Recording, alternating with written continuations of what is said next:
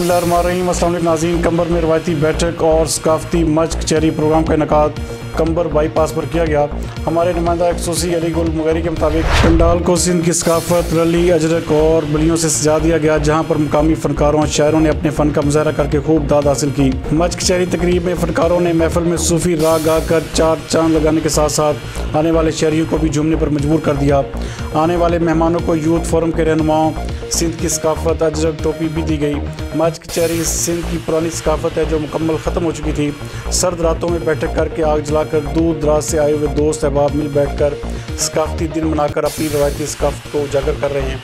इस तरह की तकरीबात से दुनिया भर में सिंधी सकाफत को रोशनास करवाने में भी मदद मिलती है, बल्कि दुनिया को प्यार, मोहब्बत और अमन का दर्स भी दिया जा सकता है।